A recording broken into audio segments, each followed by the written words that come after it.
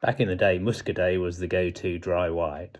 For a light red, it would be Valpolicella or Beaujolais, and Chenin Blanc came from France. Simples. Nowadays, it's a lot more complicated. So many whites. Picpoul Fiano, Vermentino, Gruner Veltliner, Assertico, Bacchus, Claret, Godello, Ribolla Gialla, Albarino, and reds. Are you good to go? Zinimavro, Sanso, Menthia, Blaufränkisch. And the French grapes, Chenin Blanc, Malbec and Carmenere, are now most popular from South Africa, Argentina and Chile respectively. And in the blast from the past, here are the 3 wines we'll be tasting today. Nowadays, Valpolicella is more often found as Amarone or Ripasso styles. I've always enjoyed the straightforward bottles with no addition of dried grapes. Vouvray suffers from the uncertainty because one doesn't always know whether it's going to be off dry or medium or even sweet.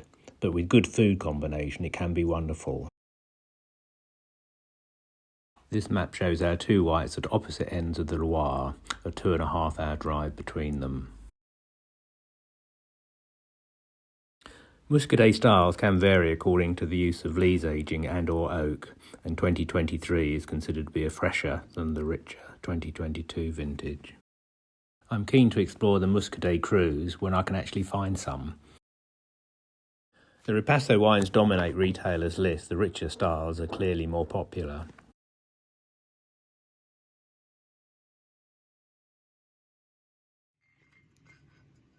Right, let's start pouring these wines.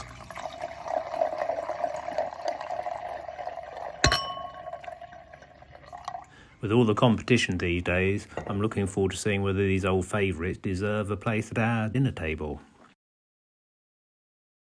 So, summing up the wines for this episode, first off, the Muscadet.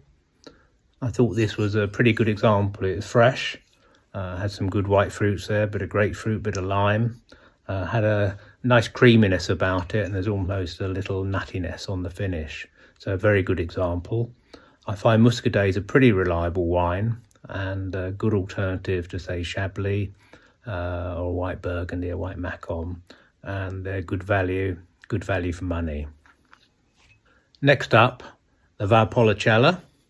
I don't drink very much Valpolicella these days. I have liked the style of these wines in the past. They're quite lean, quite low alcohol, not quite as friendly as, say, as a Cru Beaujolais. It's rather like a lean Pinot Noir, but there is a certain sort of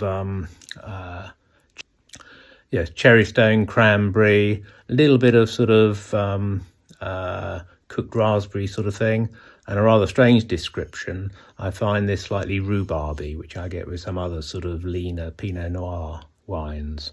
So I enjoyed it very much. As I say, it's a little bit more on the challenging side slightly than user-friendly, so I wouldn't naturally serve this to a mixed group of people at dinner, but I enjoyed it very much. Lastly, there was the Vouvray. I think Vouvrays are sort of funny. I think there's this feeling that if something's not bone dry, people feel that it's not very sophisticated to drink a wine like that, and I think that's missing drinking fine wines like this. I was particularly keen to get the right food to go with this, because I think that's key in getting the best out of these wines. The wine itself was very nicely fresh. Some Chenin Blanc can be bitingly acidic with a little bit of sweetness to sort of counteract this. This wasn't quite like that. It was very fresh, and it did have a little sort of honeyed aftertaste, which, so to my mind, it was just off dry. And it was really quite a charming wine. Now for this, I did go to some trouble to get food which was suitable for that, so I sort of wandered into Waitrose and got a selection of things. So we had some, I bought actually, funny enough, a Charlie Bingham green Thai curry serving for one, which we prepared and had that as one of the dishes. Also had some Japanese prawn fritters. Had some sort of funny Japanese dumpling-y things, had some duck liver pate. And a rather strange thing, when I was sort of rooting around in their reduced counter, as I often do, they had a Welsh goat's cheese log that had caramelised ginger and honey in there, and I've never had something like that before, and wow, that went superbly well with this. The honey sort of touches sort of matched up very well. And we had some other dishes, and we had some blue cheese as well. And I think with those sort of dishes, this wine comes into its own. Also, with things like scallops and crab, for example, tend to be quite sweet of the meat. And so again, so this wine would go very well with those. So a very versatile wine. If you serve it with the right food, this can be a revelation. So I think this was the star of the show for us, and we enjoyed it very much. And I'm very much encouraged to explore more off-dry Chenin Blancs.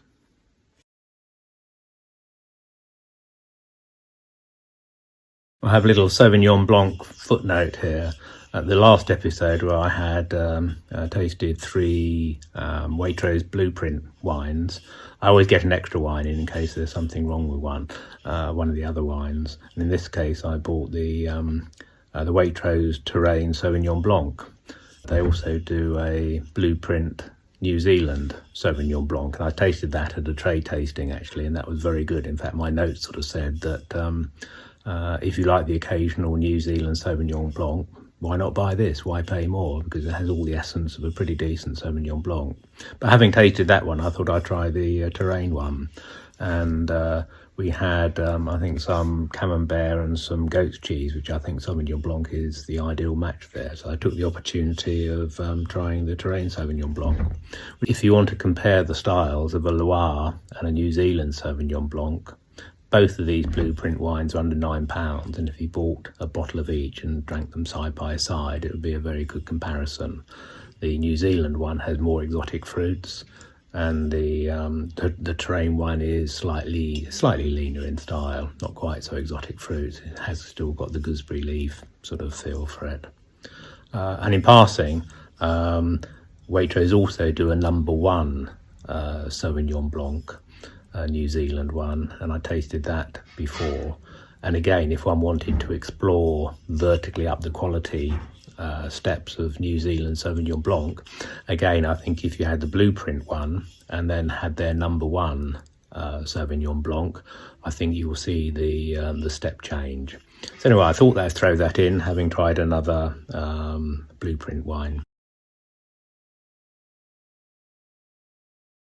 Well, that's all from us for this episode. See you next time. Keep swirling, stay curious. Cheers.